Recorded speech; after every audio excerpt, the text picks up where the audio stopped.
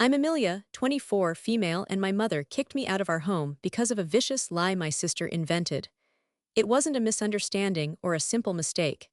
It was a deliberate act of cruelty that my mother embraced without a moment's hesitation. The door to my childhood home was slammed shut on my life, not with a bang, but with the cold, quiet click of a lock I no longer had a key to. They didn't just throw me out, they tried to erase me. But they made one critical miscalculation. They underestimated the foundation I had quietly built, not just for myself, but for our entire family. A foundation they were about to discover they couldn't live without. Our family had always operated on an unspoken two-tiered system. There was my younger sister, Chloe, and then there was me. Chloe, at 21, was the sun around which my parents, Diane and Mark, orbited. She was effervescent, charming, and possessed an uncanny ability to wrap our mother around her little finger. She was pursuing a career as a social media influencer, a vague and expensive ambition that my parents funded with a mixture of pride and dwindling savings. Her life was a curated gallery of brunch photos, new outfits, and sponsored smiles. I, on the other hand, was the quiet one, the responsible one. The old soul, as my dad used to call me before his voice became another piece of background noise in our house. I was a cybersecurity analyst, a job that was as foreign and uninteresting to my family as the surface of Mars.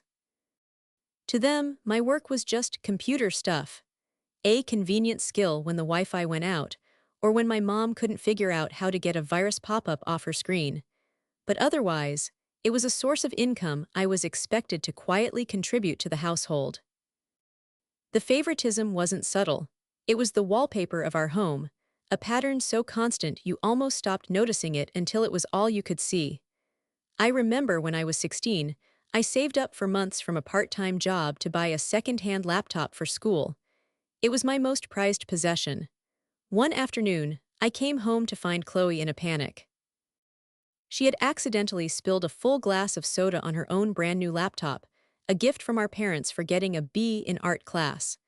Without consulting me, my mother, Diane, had taken my laptop from my room and given it to Chloe so she could finish an urgent post for her blog. "You can just use the old desktop in the study for now, honey," she'd said, not as a request, but as a decree. Chloe is under so much pressure. My laptop came back to me a week later with a sticky keyboard and a new crack in the screen. When I pointed it out, my mother sighed dramatically. "Amelia, don't be so materialistic. It's just a thing." Another time, for their 25th wedding anniversary, I spent weeks planning a surprise. I used my savings to book a table at a fancy restaurant they'd always wanted to try. I'd even arranged for a car to take them there. The day before, Chloe announced she'd bought them tickets to a concert for the same night, a band they barely knew but one her friends were all going to. She'd put the tickets on our dad's credit card. My mother clapped her hands in delight. "Oh, Chloe, that's so spontaneous and fun." My carefully planned dinner was canceled without a second thought. "We can go to that stuffy restaurant anytime," my mom said, waving a dismissive hand. "This is a memory." I spent that evening alone, canceling the reservations and trying to get a refund for the car service. I didn't get one. My dad, Mark, was a quieter force in this dynamic. An accountant for a small firm, he was a man perpetually stressed about money, but he was powerless against the combined force of my mother and sister. He saw the imbalance, I know he did. Sometimes, late at night in the kitchen, he'd give me a tired, apologetic look and say something like, "Your sister just needs more.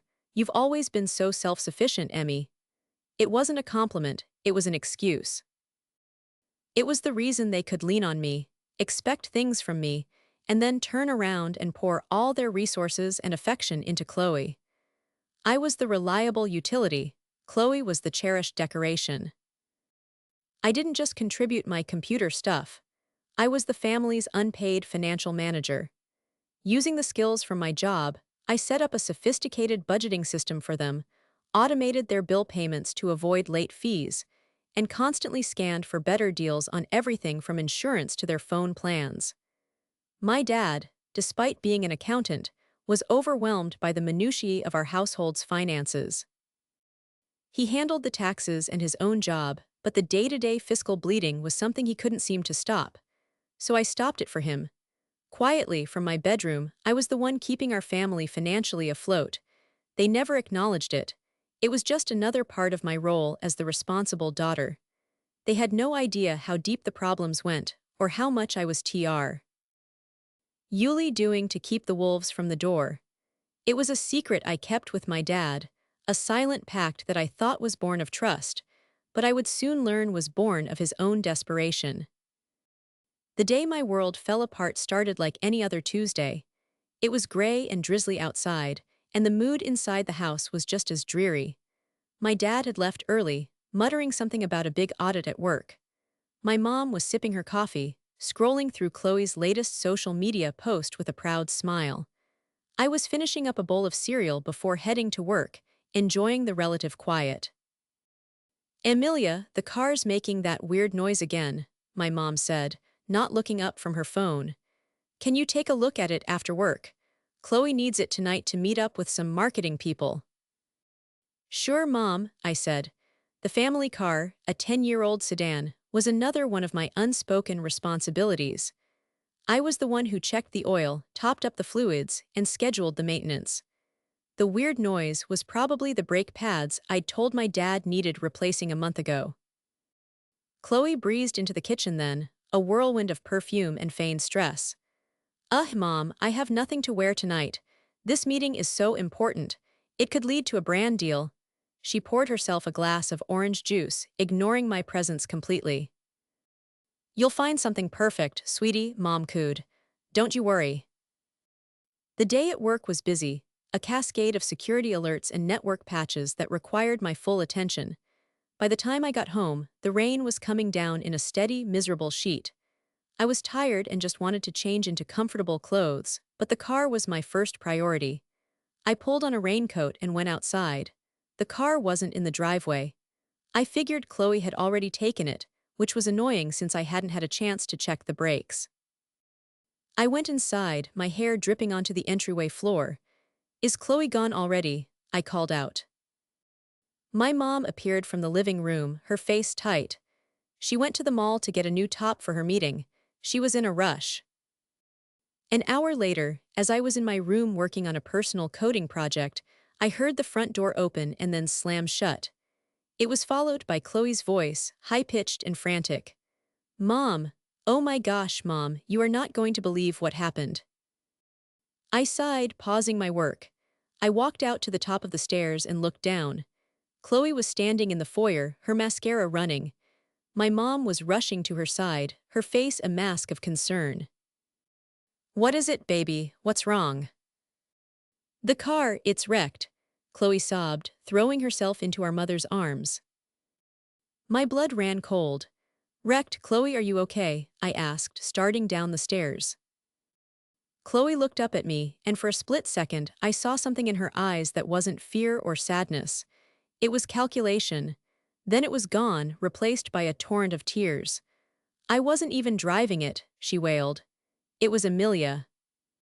I stopped dead on the stairs. "What, Chloe, what are you talking about? I've been home for hours." "No, you weren't," she accused, pointing a trembling finger at me. "You took the car. You said you were going to meet that shady friend of yours, the one from your old gaming group." I stared at her, utterly baffled.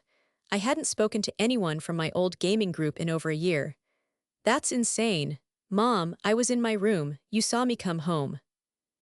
"I saw you come home, but then you went to your room and closed the door," my mom said, her voice turning icy as she looked from Chloe's tear-streaked face to mine. "Chloe said you came down the back stairs and left." "I did not," I protested, my voice rising in disbelief. "Chloe, why are you lying?" "I'm not lying," she shrieked. "You reek of alcohol, you were drinking." This was a nightmare. It was so absurd, so completely fabricated that I couldn't even process it. I looked at my mom, expecting her to see the ridiculousness of the accusation. I never drank, especially not on a weeknight. She knew that. But she wasn't looking at me with reason. She was looking at me with suspicion, her mind already poisoned by Chloe's performance. The story tumbled out of Chloe, a waterfall of fiction. She claimed she'd been in her room when she heard me sneak out. She said she'd found the car abandoned a few blocks away, crashed into a lamppost. The front end was smashed in, the headlight shattered. She'd had to walk home in the rain. It was a masterful performance, filled with just enough detail to sound plausible to someone who wanted to believe it. "I have no idea what she's talking about," I said, my voice shaking with a mixture of anger and fear. "Check my phone. Check my computer. I've been here the whole time." But Chloe had an answer for that too. "You left your phone here on purpose, so you'd have an alibi." It was then that I realized the true depth of her deception. This wasn't a panicked lie. It was premeditated. While I was at work, she must have gotten into the accident. She must have spent the afternoon panicking, not about the crash, but about how to avoid the consequences. And she decided I would be the perfect scapegoat. She had to have driven the car home, parked it a few blocks away after the accident, and walked the rest of the way to make her story convincing. She was probably texting and driving, just like I always warned her not to. The lie was her shield, and she was wielding it with practiced ease. The most chilling part came later. While my mom was comforting a hysterical Chloe in the living room, I went to my own room, my mind reeling. I needed a moment to think, to figure out how to disprove this fantasy. My eyes scanned the room, and that's when I saw it. Tucked halfway under my bed, positioned just so it was visible but looked like a clumsy attempt to hide it, was an empty bottle of cheap whiskey. It was a brand my dad sometimes kept in the back of the liquor cabinet for special occasions that never seemed to happen. I stared at it, a cold, heavy dread settling in my stomach. I hadn't just been accused, I had been framed meticulously and cruelly. Chloe hadn't just made up a story. She had gathered props. She had built a stage for my execution. And as I heard my mother's footsteps approaching my bedroom door, I knew the curtain was about to rise. The click of my bedroom door opening was unnaturally loud in the tense silence of the house. My mother, Diane, stood in the doorway, her arms crossed, her face a thundercloud of judgment. Her eyes weren't searching for truth, they were hunting for confirmation of what she already believed. They swept past my face, past the bewildered hurt I know was written all over it, and landed on the bottle peeking out from under my bed. "So it's true," she said, her voice low and venomous. It wasn't a question. "Mom, no," I pleaded, taking a step toward her. "That's not mine. I don't know how that got there. Chloe must have." "Don't you dare," she cut me off, her voice rising with each word. "Don't you dare try to blame your sister for this. She came home terrified, crying her eyes out because of your recklessness, and you have the audacity to lie to my face." She strode into the room and snatched the bottle. She held it up as if it were Exhibit A in a courtroom, her hand shaking with rage. This is what you care about now. Sneaking out, drinking, crashing our only car, after everything we do for you. Everything you do for me." The words escaped my lips before I could stop them, laced with the bitterness of 1,000 unacknowledged efforts. "Mom, I haven't done anything. I was here. This is a lie." "I saw the car, Emilia," she yelled, her face turning red. "Chloe showed me. The whole front end is destroyed. That's thousands of dollars in damage, money we don't have thanks to you." The injustice of it was like a physical blow. I was the one who managed their budget, who found ways to save every dollar, who constantly worried about the financial tightrope they were walking. And here she was, accusing me of costing them money because of a lie Chloe had spun to cover her own mistake. Chloe appeared in the doorway behind our mother, her face a perfect portrait of wounded innocence. "I'm sorry, Emilia," she whispered, tears welling in her eyes again. "I just don't understand why you would do this." It was a theatrical masterpiece. The apology that was actually an accusation, the soft-spoken words designed to twist the knife, and my mother bought every second of it. "You see," Diane said, gesturing wildly toward Chloe. "Look at her. She's heartbroken that her own sister would betray us like this. She's the victim here, not you." I looked from my sister's fake tears to my mother's blind fury, and something inside me began to fracture. It was the shattering of a lifelong, foolish hope that one day, they would see me. That one day, my mother would look at me with the same unconditional belief she afforded Chloe. Please, just listen to me for 1 second, I begged, my voice cracking. Why would I do this? I have a good job, I don't get into trouble, I am trying to help us. Chloe is the one who wanted the car. Doesn't that seem more likely that she had an accident and got scared? My mother let out a short, harsh laugh. Help us? You think you help us? You sit in this room on your computer all day and live under our roof. Your father and I are the ones who work our fingers to the bone to give you and your sister a life. It felt like the air was being sucked out of my lungs. Every late night I'd spent rejigging their budget, every penny I'd saved them, every technical problem I'd solved, all of it was invisible to her. In her eyes, I was a freeloader. Just then my father walked in. He must have just gotten home. He took in the scene, my mother shaking with rage, Chloe crying, me standing there looking shell-shocked. His face, already etched with the day's crumpled further. Mark, thank goodness you're here, Diane said, turning to him. Your daughter got drunk and crashed the car. I looked at my dad, my last hope. His eyes met mine for a fleeting second. I saw a flicker of doubt, a momentary questioning. This was his chance to be the parent I needed, to be the voice of reason. Dad, I said, my voice barely a whisper. Tell her it's not true.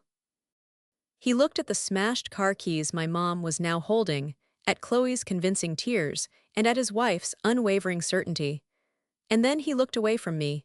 He stared at a spot on the wall, his shoulders slumping. He said nothing. That silence was worse than my mother's yelling. It was the ultimate betrayal. Her accusation was a raging fire, but his silence was the lack of oxygen, the final, suffocating proof that I was alone. He knew. He knew how responsible I was, how flighty Chloe could be. He knew about the finances and how much I did. But in that moment, he chose the path of least resistance. He chose to let the storm consume me rather than face its wrath himself. My mother took his silence as agreement. Her face hardened into a final, immovable resolve. I want you out, she said, her voice suddenly devoid of all emotion. It was cold, flat, and absolute. I stared at her. What? You heard me. I will not have this behavior, this poison, in my house. You are a danger to this family. Pack a bag. I want you out, tonight. Mom, you can't be serious, I stammered, looking to my dad for help. He continued to stare at the wall, his jaw clenched. Dad. He wouldn't look at me. Get out of my house, my mother repeated, her voice like steel. The words echoed in the room, severing the last thread that held my world together. It wasn't just a house anymore. It was her house, and I was no longer welcome. My sister, the architect of this entire nightmare, stood behind her, a single, triumphant tear tracing a path down her cheek. She had won. She had not only avoided the consequences of her actions, but had successfully evicted the only person who might have ever held her accountable. In their eyes, I was the liability, the problem that needed to be removed.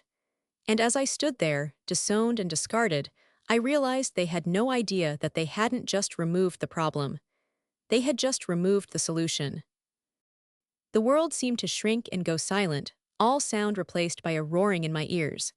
My mother's words, "Get out of my house," hung in the air, sharp and glittering like shards of glass. For a moment I was paralyzed, unable to move or speak. I looked at their faces one last time. My mother's was a mask of cold fury. My sister's was a carefully composed picture of sorrow, a lie so perfect it was almost beautiful. And my father's, his was the worst. It was a face of deliberate emptiness, a willful refusal to see what was happening right in front of him. I turned without another word and walked back into my room. My hands moved mechanically, pulling a duffel bag from the top of my closet. What do you pack when your life has just been detonated? I grabbed my work laptop first, my lifeline, my one piece of true independence. Then came chargers, a few changes of clothes, my toothbrush. Each item felt heavy, meaningless. I was moving in a fog of disbelief. This couldn't be real. My own mother, my own family, couldn't be doing this. Through the open door, I could hear them murmuring in the hallway. My mom's low, angry tones, Chloe's soft, placating ones. My dad said nothing. The silence from him was a constant, damning presence. As I zipped the bag shut, My eyes fell on a framed photo on my nightstand. It was from a family vacation years ago, the four of us smiling on a beach. It was one of the last times I could remember feeling like we were a unit, a real family. With a surge of cold clarity, I picked up the frame, opened the back, and slid the photo out. I left the empty frame sitting on the nightstand and slipped the picture into my bag. I didn't know why. Maybe as a reminder of what I was losing, or maybe as a reminder of what was never really there to begin with. I slung the duffel bag over my shoulder and walked out of my room, not looking back. They were all standing in the living room now, a united front of accusers. I didn't try to plead my case again. I could see it was useless. The truth didn't matter here, only their version of it did. My gaze locked with my father's one last time. I sent him a silent, desperate plea. Please, don't let this happen. For a heartbeat, his expression wavered. I saw a flash of pain, of guilt, but it was extinguished as quickly as it appeared, smothered by a lifetime of enabling my mother and avoiding conflict. He gave a tiny, almost imperceptible shake of his head and looked down at his shoes. And with that, he was gone. He had made his choice. I walked to the front door, my footsteps echoing in the silence. My hand was on the doorknob when my mother Poke again, her voice sharp. Leave the key. I turned, she was holding her hand out. I stared at her, then down at the house key on my keychain. This small piece of metal, a symbol of belonging, of having a place to come home to. My fingers felt clumsy as I worked it off the ring. I walked back and dropped it into her open palm. Her fingers closed around it instantly, as if she were afraid I'd change my mind and snatch it back. We stood there for a second, mother and daughter, closer than we had been in years, yet separated by a chasm of lies. Then I turned and walked out the door, pulling it shut behind me. I didn't slam it. I closed it softly, the final click of the latch sounding like a gavel falling on my past life. The rain had softened to a cold mist. I stood on the sidewalk, the duffel bag digging into my shoulder, and looked back at the house. The lights were on, casting a warm glow. It looked like a normal, happy home. A home where a family was inside, safe and together. But it was a facade. Inside was a structure built on secrets and lies, and I had just been cast out as a threat to its stability. My first thought was, where do I go? Panic began to bubble up in my chest. I had money saved, thankfully. My financial prudence, which they'd so easily dismissed, was now my only safety net. I scrolled through my contacts, my fingers trembling. I landed on the name of a colleague from work, Sarah. We weren't close friends, but she was kind and practical. I took a deep breath and called her. Emilia, is everything okay? She asked, her voice warm with concern. The dam broke. I started to cry, silent, heaving sobs that racked my whole body. I choked out a heavily edited version of the story, a huge fight with my family, that I needed a place to stay for a night or two. Without hesitation, she said, "Of course, come over right now, I'll text you the address." I spent the first night on Sarah's couch, wrapped in a blanket that smelled of a life that wasn't mine. I didn't sleep. I just stared at the ceiling, replaying the scene over and over in my head. My mother's rage, Chloe's crocodile tears, my father's devastating silence. The raw wound of their betrayal felt physical and ached deep in my chest. They hadn't just kicked me out, they had renounced me. They had chosen a comfortable lie over their own daughter. The next morning, as Sarah made coffee, the fog of grief began to clear, replaced by something colder and harder. A quiet, steely resolve. They thought I was the problem. They had no idea I had been the solution. I opened my work laptop. First, I changed my mailing address with my bank and my employer. Then, I logged into the family's shared accounts. One by one, I began to untangle myself from their lives. I removed myself from the family phone plan, which had been receiving a 30% discount thanks to a corporate perk from my job. I logged into the streaming services I paid for and changed the passwords. These were small, petty things, but they were symbolic. It was the digital equivalent of taking my key off the ring.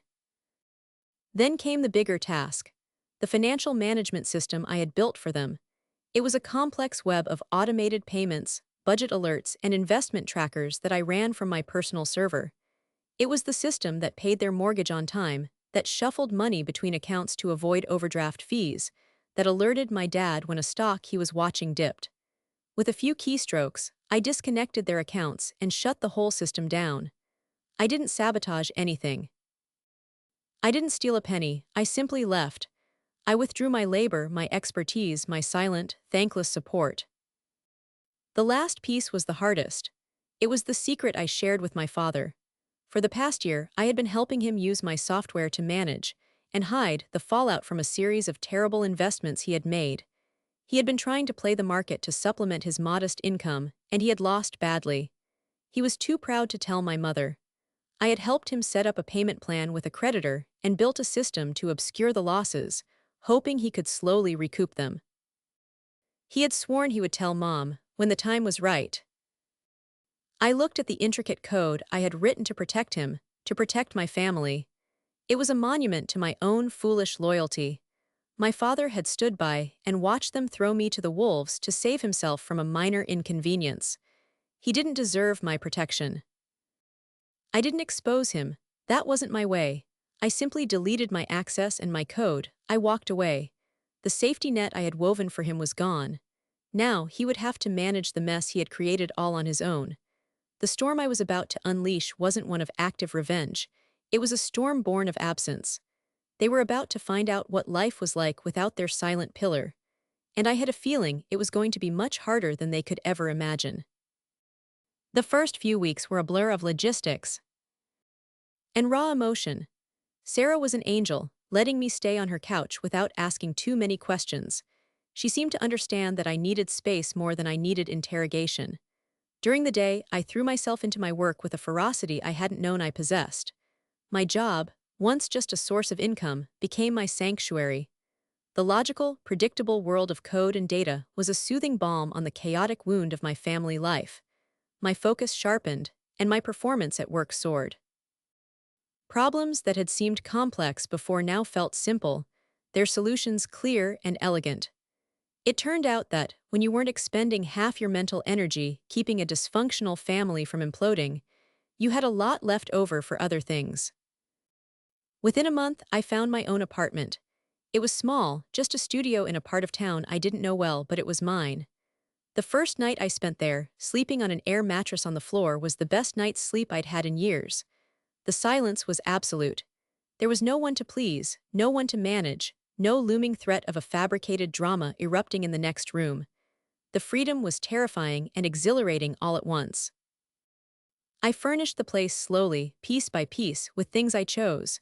A comfortable sofa, a sturdy wooden desk for my work setup, a brightly colored rug. Each item was a brick in the foundation of my new life. I was no longer Amelia, the responsible daughter, the family IT support, the silent fixer. I was just Amelia. It was a strange and wonderful feeling. My boss called me into his office about 2 months after I'd been kicked out. I felt a familiar pang of anxiety, but I pushed it down. I had done good work. I had nothing to be anxious about. "Amelia," he said, motioning for me to sit. "Your work lately has been exceptional. That security patch you developed last month saved us from what could have been a catastrophic breach. You've been focused, innovative, you're operating on a new level."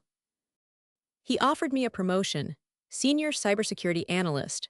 It came with a significant raise and more responsibilities, including leading a small team. I accepted on the spot, a genuine, unforced smile spreading across my face. Walking out of his office, I felt a surge of pride that was entirely my own. It wasn't reflected through the lens of my mother's approval or tainted by my sister's jealousy. It was mine, pure and simple. I started making friends, real friends, not just colleagues, but people I connected with. I reconnected with Sarah outside of the office. We went to movies, tried new restaurants. I joined a hiking club and spent my weekends exploring trails, breathing in fresh air and feeling the burn in my legs. I was building a community, a support system that wasn't based on obligation or shared blood, but on mutual respect and affection. Throughout this time, there was a deafening silence from my family. Not a single text, not a single call. Part of me, the part that still clung to the ghost of the girl who wanted her mommy, was hurt by this. But the new, stronger part of me was grateful. Their silence was a gift. It allowed me to heal without constantly having the wound torn open. I didn't check up on them. I resisted the urge to drive past the old house or look up my dad's firm online. It was a deliberate choice. I needed a clean break, but I couldn't help but wonder. I knew, with the certainty of an engineer who knows what happens when you remove a load-bearing wall, that their financial house had to be crumbling. Without my automated systems, bills would be getting paid late, incurring fees. Without my corporate discount, their phone bill would have jumped. Without my budget oversight, Chloe's frivolous spending and my mom's impulse buys would be unchecked. And the biggest crack in the foundation, my dad's hidden investment losses, was now fully exposed. Without the software I'd built to help him manage and conceal the damage, his creditors would be getting impatient. The careful dance he'd been doing on the edge of a cliff was now without a safety net. Sometimes, late at night, a wave of guilt would wash over me. Was it wrong to just let it happen? Should I have warned them? But then I would remember my mother's cold eyes, my sister's smirk, my father's empty stare. They hadn't just made a mistake, they had made a choice. They had chosen to believe I was malicious, disposable. They had ejected me from the lifeboat, convinced I was the one weighing them down. They deserved to find out how well they could float on their own. 6 months passed, 6 months of peace, growth, and quiet success. I had a new life, a new title at work, a new circle of friends. The pain of the betrayal had faded from a constant, sharp agony to a dull, phantom ache. It was a scar now, a part of my history, but it no longer defined my present. I was happy, truly, deeply happy. I was sitting on my sofa one rainy Tuesday evening, a cup of tea in my hands, chatting Onel. Inni with one of my new hiking friends about our plans for the weekend. Life was good, it was stable, it was calm. And then there was a knock on my door. It wasn't the tentative rap of a delivery person or the loud bang of a neighbor. It was a hesitant, uncertain sound, a sound that didn't belong in my new world. For a moment, I considered not answering. But curiosity, and perhaps a deep, buried sense of dread, got the better of me. I walked to the door and looked through the peephole, and my heart stopped. Standing in the hallway of my quiet, peaceful apartment building, looking lost and disheveled under the harsh fluorescent lights, were my mother, my father, and my sister. For a long moment, I just stared through the peephole, my hand frozen a few inches from the doorknob. They looked different. The 6 months that had been a period of growth and healing for me had clearly been a period of decline for them. My mother, Diane, who always took such pride in her appearance, looked haggard. There were dark circles under her eyes, and her shoulders were slumped in a way I'd never seen before. My father, Mark, looked older, beaten down by a weight that was no longer hidden. His face was pale and clammy. And then there was Chloe. Her influencer sparkle was gone. Her hair was messy, her clothes were rumpled, and her face was blotchy and swollen, stripped of its usual confident makeup. They looked like storm-tossed survivors who had just washed ashore. My shore. A part of me wanted to turn off the lights, pretend I wasn't home, and wait for them to leave. The scared, wounded part of me wanted nothing to do with the source of my deepest pain. But another part, the new, stronger Emilia, felt a cold, detached curiosity. The story wasn't over. This was the final chapter, and I had to see how it ended. Taking a deep, steadying breath, I unlocked the deadbolt and opened the door. They blinked, startled, as if they hadn't truly expected me to answer. We stood in silence for a few seconds, an impassable canyon of unspoken words between us. Emilia, my mother finally breathed, her voice raspy. She took a half step forward, her hands clasped in front of her. Can we come in? I didn't smile, I didn't say of course. I simply stepped back and held the door open, a silent, neutral gesture. They shuffled inside, looking around my small studio apartment. I could see them taking in the neatness, the new furniture, the quiet sense of order. It was a world away from the chaotic home I had left. Chloe refused to meet my eyes, staring at the floor as if it held the secrets of the universe. My father looked at me, his expression a miserable cocktail of guilt and desperation. My mother was the one who finally broke the tension. We need to talk, she said, wringing her hands. Okay, I replied, my voice even. I didn't offer them a seat.